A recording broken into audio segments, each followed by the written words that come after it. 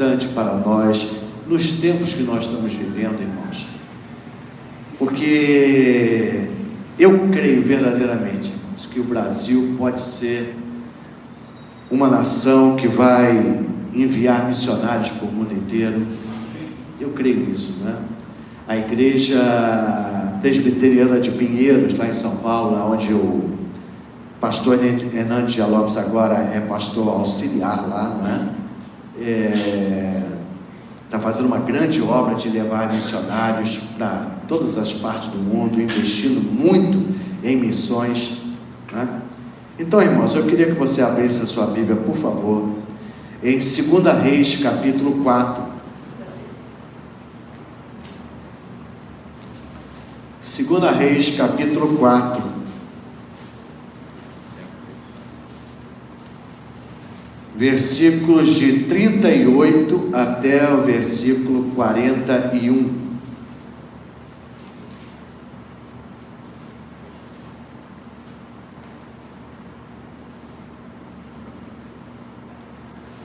Aleluia. 2 Reis, capítulo 4, versículos de 38 até o versículo 41.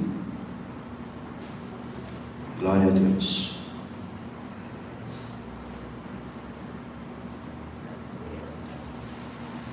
Eu vou ler na Nova Versão Internacional, né? É uma versão muito boa. E uma Bíblia, eu já falei isso aqui, né? Quem gosta de Bíblia de estudo, eu fiquei usando a Bíblia do Rocomar para mim, né? A Bíblia NVI arqueológica é excelente na questão de você obter fundamentos de coisa do passado. É muito boa, muito boa, muito boa. Traz muita coisa que eu não vi em nenhuma Bíblia, né? Muito boa. Então é a NVI com notas arqueológicas, tem fotos, etc. e tal, muito boa mesmo. Então vamos lá. Depois Eliseu voltou a Gilgal. Nesse tempo a fome assolava a região. Quando os discípulos dos profetas estavam reunidos com ele, ordenou ao seu servo: ponha o caldeirão no fogo e faça um ensopado para estes homens. Um deles foi ao campo apanhar legumes e encontrou uma trepadeira. Apanhou alguns de seus frutos e encheu deles o seu manto. Quando voltou, cortou-os em pedaços e colocou-os no caldeirão do ensopado, embora ninguém soubesse o que era. O ensopado foi servido aos homens, mas logo que o provaram, gritaram: homem de Deus, a morte da panela, e não puderam mais tomar. Então Eliseu pediu um pouco de farinha, colocou no caldeirão e disse: sirvam a todos. E já não havia mais perigo no caldeirão. Vamos orar. Deus e Pai, Espírito Santo de Deus, fala conosco, nos alerta, meu Pai. A tua palavra, diz o apóstolo Paulo, que foi escrita para nos ensinar, para nos exortar, para nos mostrar as coisas que nós devemos, Senhor Jesus, obedecer. Se conosco, em nome de Jesus. Amém e amém. Mais uma vez, havia fome no Reino do Norte, em Israel, não é? Israel, as 10 tribos do Reino do Norte, não é? Se você olhar toda a história de Reis, não é? De Crônica, você vai ver que nunca houve um rei fiel a Deus no Reino do Norte, nunca. Diferente do Reino do Sul, de Judá e Benjamim. Então, mais uma vez, a exemplo de que havia acontecido com Elias, né, nos tempos de Elias, mais uma vez havia fome por causa da seca. Havia fome em Israel.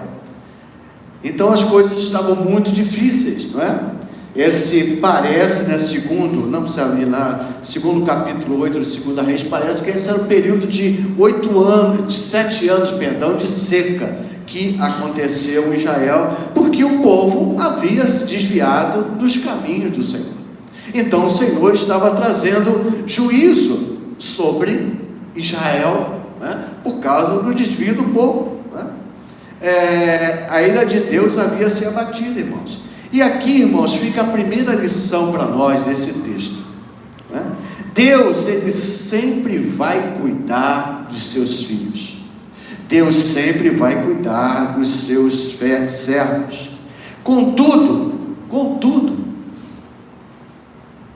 os servos de Deus, quando Deus está derramando o juízo dele sobre uma nação, sobre uma cidade, sobre algum local, acaba que os servos de Deus acabam padecendo também por problemas. Se você não precisa abrir não, mas aqui no início do capítulo 4, né, o milagre do azeite que foi multiplicado, né, você vai ver que uma viúva de um desses mesmos servos aqui dos profetas, né, que faziam parte da escola de profetas, né, havia morrido, e a viúva veio falar com Eliseu, aqui no início do capítulo 4, depois em casa você leia, né? E ela veio falar: Senhor, o meu marido morreu e os credores estão aí querendo pegar meus 2 filhos para serem escravos dele, porque certamente o marido dela, né, estava devendo alguma coisa para alguém, e havia essa possibilidade, né, de durante 7 anos, né, isso na lei mosaica, do credor pegar pessoas da família como escravos para que aquela dívida fosse quitada, né? E aí Eliseu falou para ela entrar na sua casa, aquela história toda de pegar vasilhas, e o milagre do azeite aconteceu. Ou seja, irmãos, Deus nos sustenta, Deus sustenta o justo. Deus nos sustentou no meio dessa pandemia. Pela misericórdia de Deus, ninguém da nossa igreja morreu de Covid-19. Só pela misericórdia de Deus, não é por minha causa não. Pela misericórdia de Deus, ninguém. Muitos pegaram Covid e tudo mais, mas ninguém morreu. Então Deus acaba cuidando de nós, né? Mas nós passamos por dificuldades. Se uma nação, né, está com problemas financeiros, está com problema econômico, se há desemprego e tudo mais, acaba que o povo de Deus acaba também sentindo o reflexo disso. Deus vai cuidar, mas diferentemente quando as coisas estão, né, de uma maneira que Deus esteja abençoando aquela cidade, aquele país, aquela nação. Havia, irmãos, desde os tempos de Elias, não é, algo que é chamado, né, de escola de profetas. Ou seja, os profetas, não é, eles tinham um grupo de homens aonde eles dividiam a palavra de Deus, né? É como se fosse um discipulado, né? E discipulavam esses homens. Isso aconteceu com Elias, isso aconteceu com Eliseu, né? E acontecia, né? Era um grupo de pessoas tementes a Deus que perseveravam, né, na palavra do Senhor. E aqui vai o segundo ensinamento, irmãos. Mesmo em meio a essa crise, né? Porque Israel era um país totalmente pagão. O Reino do Norte era um país totalmente pagão. Mesmo assim, havia um remanescente. Irmãos, Deus sempre vai ter homens e mulheres que vão temer o nome dele, mesmo em meio à confusão generalizada. Você se lembra que ele falou para Elias, quando Elias falou para ele: Senhor, eu estou sozinho, né? Aquele foi um desabafo de Elias, né? Porque Elias também tinha a escola dos profetas com ele, né? Aquele foi um desabafo, né? E Deus falou assim: ó, Elias, você não está sozinho não. Tem 7.000 que não dobraram os seus joelhos para Baal aqui nessa nação. E esses 7.000 pode ser até entendido, né, não como um número redondo, né, mas como algo, né, há uma grande quantidade de pessoas que me servem aqui em Israel, apesar do culto a Baal, apesar do culto a Azerá, né? Então, irmãos, Deus sempre vai manter um povo dele, e esse povo vai ser o povo que vai carregar o poder dele.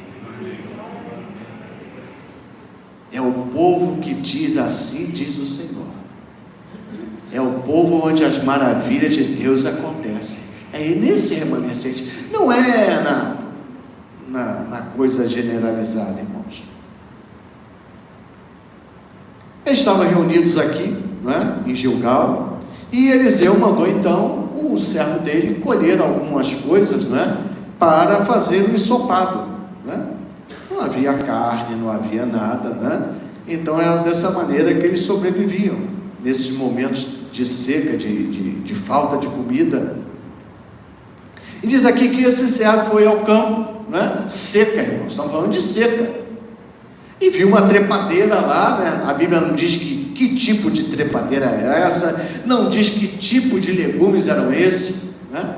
Mas ele olhou aquilo ali e falou assim: opa, né? Tinha alguns frutos ali, né? da trepadeira, alguns legumes, né? Que me diz aqui, né? Em outras versões fala fruto, aqui na NVI fala legumes, e ele colheu aqueles legumes, botou na sua capa e levou. Chegou lá, ele partiu, né? Tudo direitinho, jogou no panelão lá, no caldeirão, e começou a fazer um ensopado lá e tudo mais, né? E serviu o ensopado para os discípulos da escola de profetas, né? E de repente, irmãos, diz aqui, né, que quando começaram a provar, gritaram: homem de Deus, a morte na panela. Eu não sei, irmão, fiquei imaginando aqui o que aconteceu aqui nesse momento, né? Como eles souberam, né, ou como alguém soube, que aqueles legumes eram venenosos, não eram legumes comestíveis, né?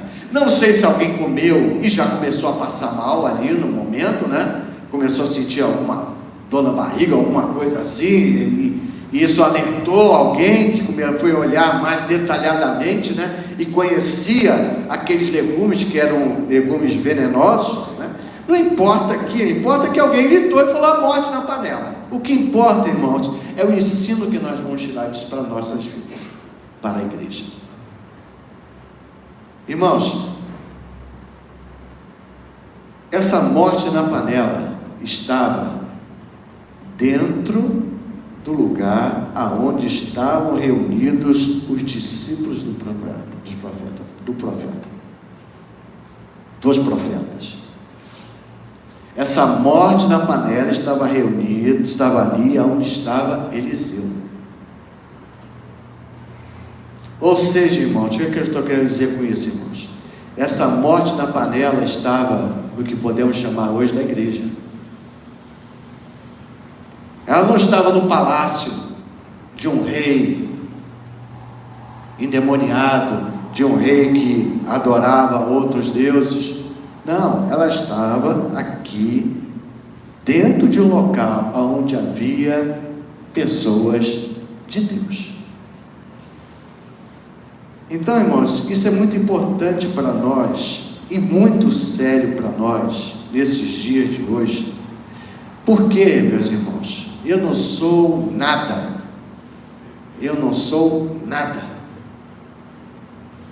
Mas eu falo para vocês, irmãos, há um evangelho sendo servido nos dias de hoje, para o povo, que não é o evangelho do reino de Deus. É um outro evangelho. Não é o evangelho do reino. Não é o evangelho que Jesus veio ensinar. Não é o evangelho que os apóstolos vieram ensinar. Não é o evangelho nem da antiga aliança. É um outro evangelho. É um outro evangelho, irmãos, que está matando. É outro evangelho venenoso. E não é uma morte assim, não é? Você deve ter ouvido falar, né, de pessoas que às vezes vão envenenando os outros aos poucos. E a pessoa não vai sentindo, né? Isso aí é na história há vários casos desses, e também na história recente, né? Você vai dando um pouquinho de coisinha para a pessoa, e daqui a pouco a pessoa morre e não sabe de que foi. Esse é o evangelho, irmãos, que está matando pessoas nos dias de hoje. Como eu falei aqui, não é, antes da pregação, né? É o evangelho a favor de aborto. É o evangelho a favor de homossexualismo. É o evangelho a favor de liberalidade sexual, para não falar libertinagem. É o evangelho, irmãos, a favor de divórcio de qualquer maneira, sem as regras que a Bíblia permite, mas de qualquer maneira. Pode separar e casar 10 vezes e está lá o pastor abençoando. Não sei como, porque aquilo que Deus não abençoa, como é que um homem pode abençoar? O evangelho, irmãos, das crendices, o evangelho do misticismo. E este evangelho, irmãos, ele está fazendo a obra que foi determinada para ele fazer. Ele está matando as pessoas. É necessário nós falarmos isso, irmãos. Esse evangelho acabou com a igreja na Europa. Não há mais cristianismo na Europa. A Europa agora é chamada de Europa pós-cristã. Infelizmente, o berço do evangelho. O berço do evangelho. Ah, pastor, mas eu conheço uma igreja. Não, eu sei que você vai conhecer uma igreja. É o berço do evangelho. É a Alemanha, é a Inglaterra, é a Escócia. É o berço do evangelho. E agora acabou. Como é que acabou? A Ásia Menor, irmãos. É só você olhar aqui Paulo, Pedro. O berço, foi o nascedouro do cristianismo, foi a Ásia Menor.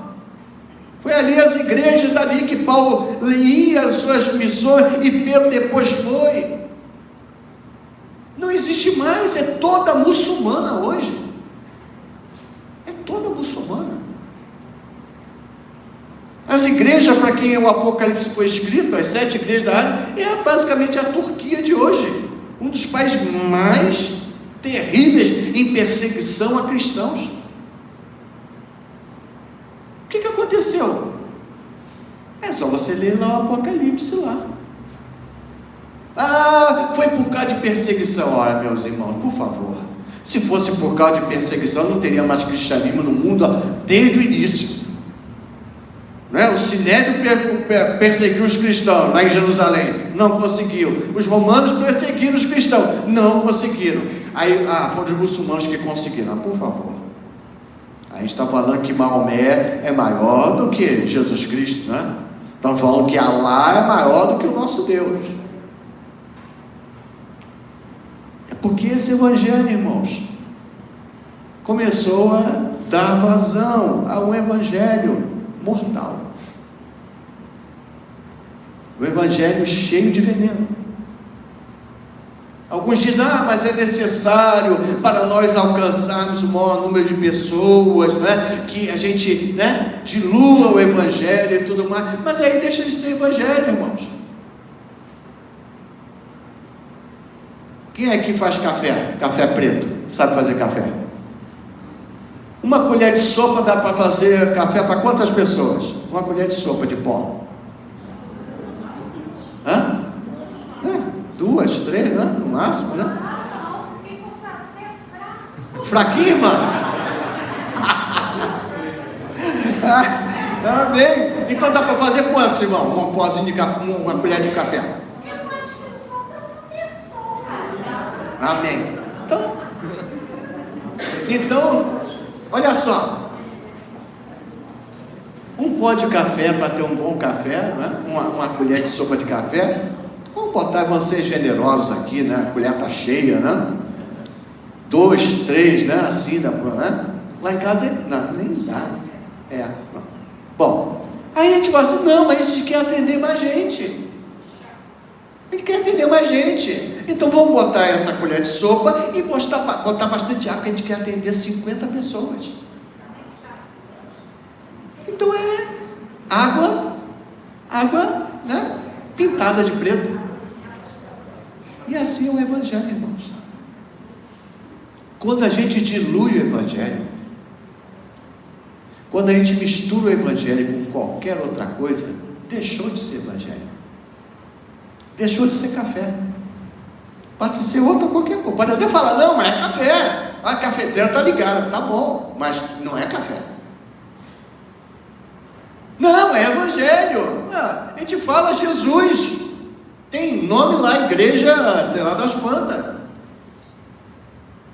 Mas não é o evangelho do reino. É o evangelho, irmãos, que traz morte. Porque só o evangelho do reino, irmãos, traz vida. A gente precisa falar essas coisas. Porque esse liberalismo, irmãos, acabou também com a igreja norte-americana. Acabou com a igreja da América do Norte. Ainda há muitas igrejas sérias na América do Norte, nos Estados Unidos. Há muitos pastores que eu vejo, mas a igreja, na sua totalidade, é uma igreja corrompida. E eles mesmos falam. Salvaram-se alguns ainda. Até quando eu não sei. E esse evangelho, irmãos, está começando a fazer a obra dele no Brasil. Está começando a fazer a obra dele no Brasil. E nós, como povo de Deus, irmãos, como um remanescente, a gente precisa ser um obstáculo a isso. A gente precisa falar, não, isso não faz uma coisa dessa em Israel. Não, isso não funciona, não. Isso não dá certo, não.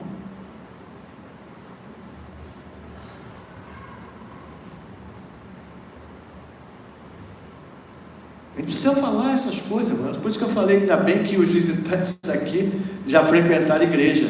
Senão, nunca mais ia entrar numa igreja. Mas é importante. Por isso que eu estou pregando domingo de manhã. Não estou pregando domingo à noite, que geralmente vem mais visitantes. Mas é importante a gente fazer isso.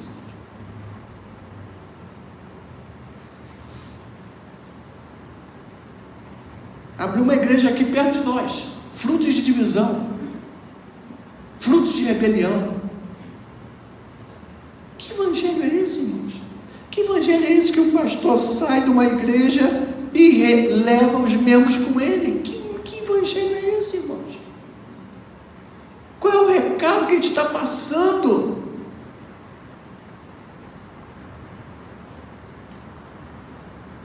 Perto de nós. Mas deve estar lá, né? Igreja do fulano de tal, ou da fulana, sei lá, de quem for. Deve estar lá.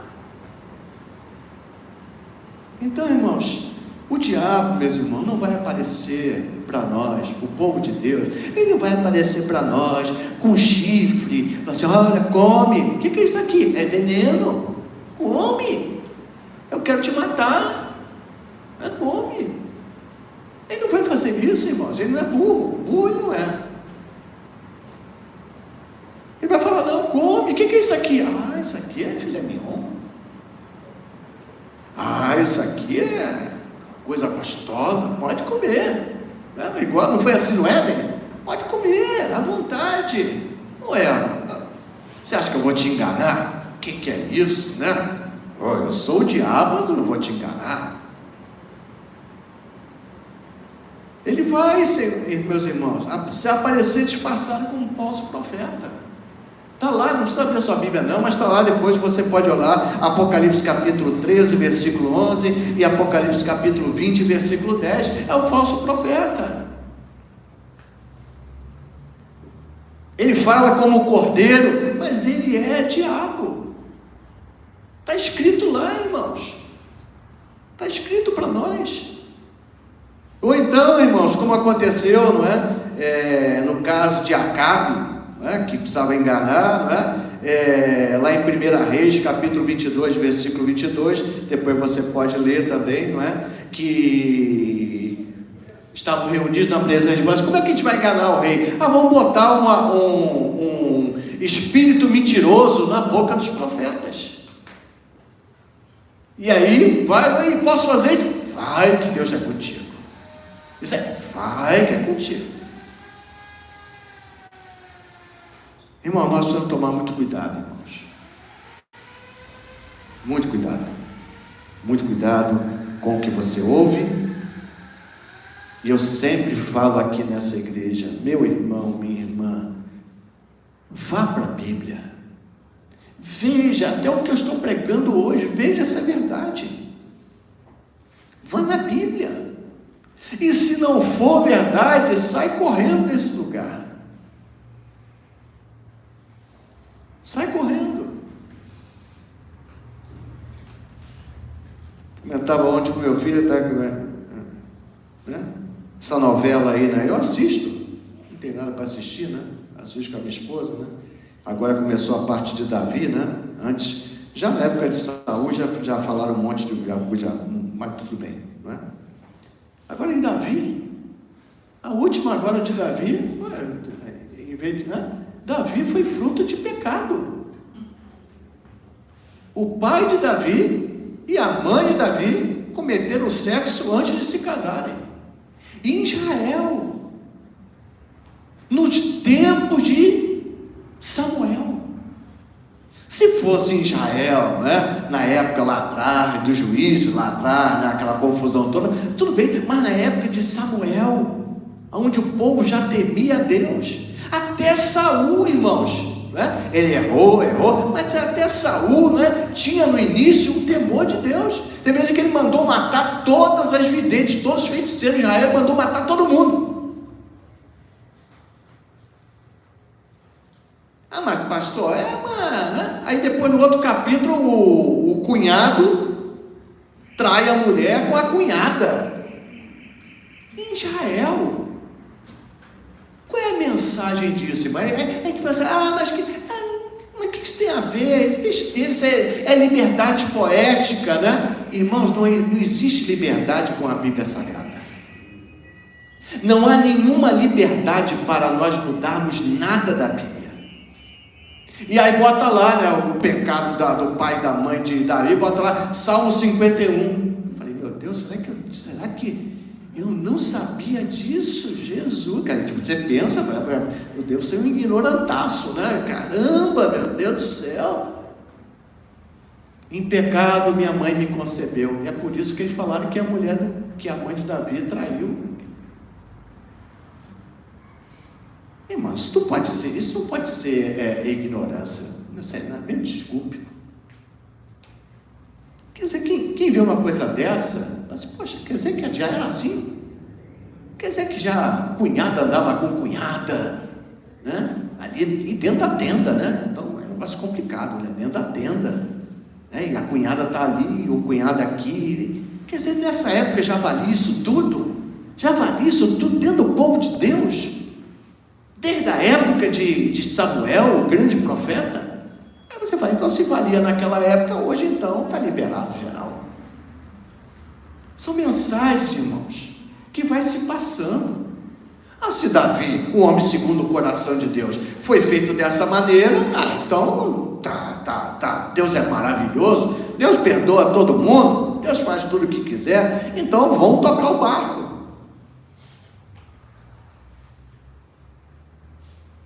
Não pode, irmãos.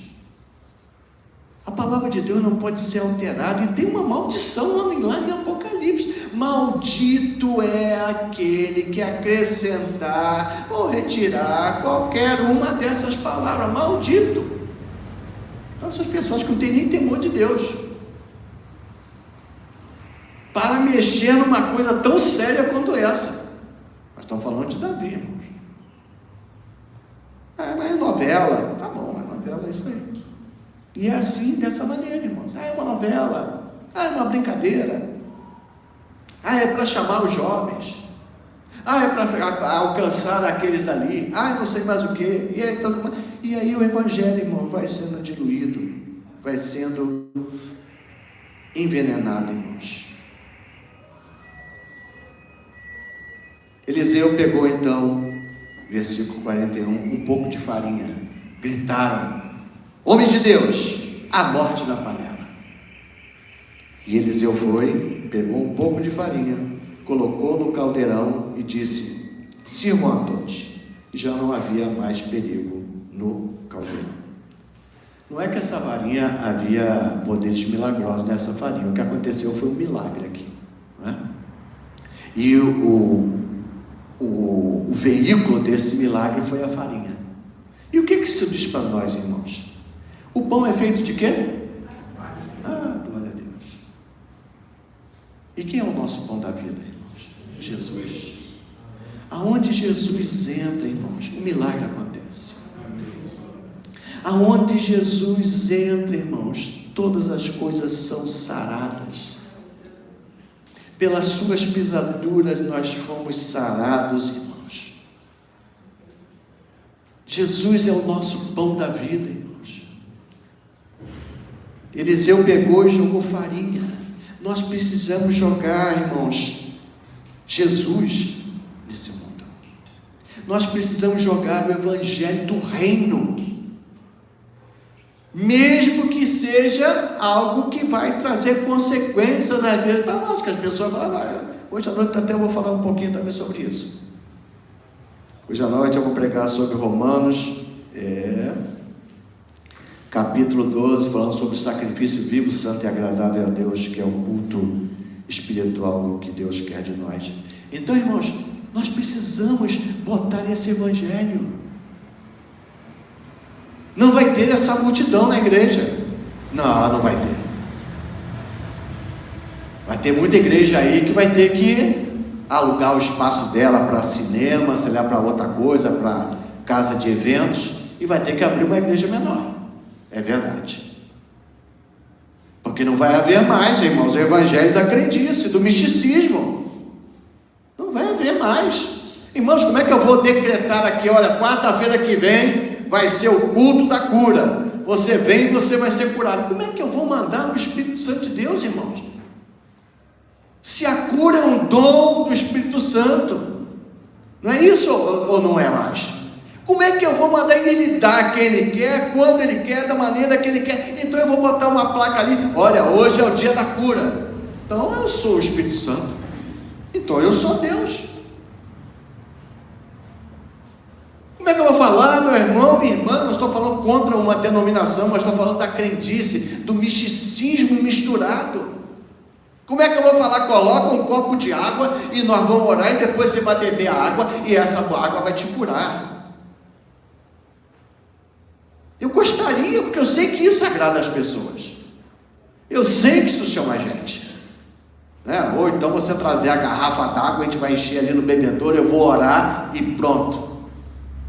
Aí você vai levar a garrafa orada por mim, Eu não sou muito, então o problema vai ser ter ar-condicionado aqui, não dá nem para tirar um pouco de suor para você. Mas como é que eu vou fazer uma coisa dessa, irmãos? Eu tenho temor de Deus, irmãos. Eu tenho temor e tremor. Eu não quero ir para o inferno, não. Eu não quero, não. Eu creio na minha salvação, mas eu não vou brincar com ela. Não vou brincar. Então como é que eu vou fazer uma coisa dessa, irmãos? Agora, como você não faz uma coisa dessa, as pessoas falam, aquele ali não está vendo? O outro lá faz. Eu sei mais o que, e etc e tal, Então, irmãos, a gente precisa tomar muito cuidado, Acho que eu já contei isso aqui na igreja, Mas tem muitos anos, Esse pastor nem está mais na Nova Vida, Aí está na outra Nova Vida, É um pastor muito amigo meu. Ele chegou até a pregar lá em Caxambi, culto de casais. Ele já vai saber quem é, muito caro, uma pessoa muito alegre e tudo mais, mas às vezes aí uma vez cheguei no presbitério e ele falou assim, guiar. Ele tinha essa maneira meia do interior de falar, guiar. Eu marquei com o pastor fulano de tal, ele vai lá na tua igreja uma semana. Eu falei, quem é esse pastor? Guiar, ele é tremendo, ele faz com que nasça pó de ouro na mão. Eu falei, como é que é isso? Guiar, nasce pó de ouro na mão, e outras coisas mais, de água e não sei o que. Eu falei, fulano, faz o seguinte, pode desmarcar. Não, mas guiar, é difícil aí. Não, olha, meu irmão, eu não quero pó de ouro na mão de ninguém lá na igreja, não. Então essas coisas, irmãos, essas coisas, né, que vão corrompendo o Evangelho. É um Evangelho que vai matando, aos poucos, ele vai matando, vai matando, daqui a pouco quando você vê, você está morto. Você nem sabia, mas você está morto. Você foi se afastando de Deus, conhecendo aí, achando que está. Eu creio, irmãos, verdadeiramente, que às vezes há pessoas, né, que pregam o Evangelho assim, até por ignorância. Escutaram falar, não é? Fulano de tal falou, e fulano de tal é uma sumidade na televisão, aí ele também faz igual, coitado, né? Então vou marcar o dia, vou marcar a hora, e essas coisas todas, e tereré, Eu creio, irmãos, em tudo do Espírito Santo. Tudo. Sou um pastor reformado, mas eu creio nos dons do Espírito Santo. Eu creio que Deus pode fazer milagres e maravilhas nos dias de hoje. Creio em palavra de conhecimento, creio em profecia, mas não no sentido espírita que há por aí, né? A pessoa sentar, parece até que incorpora, né?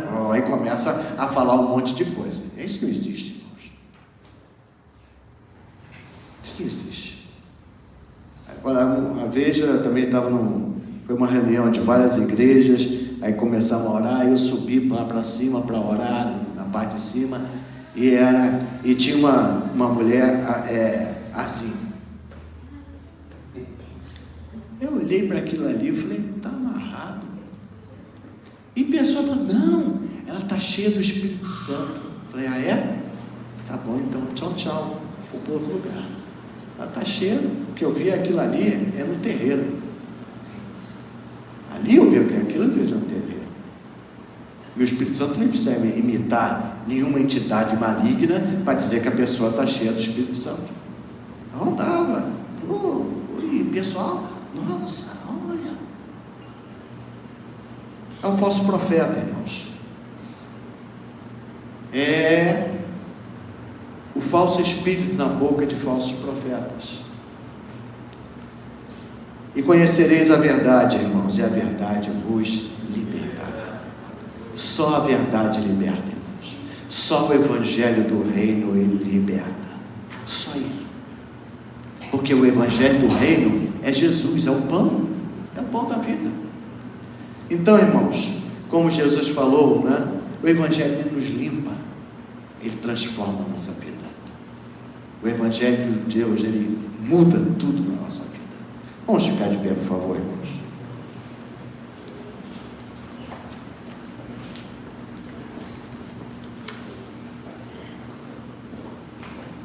Aleluia.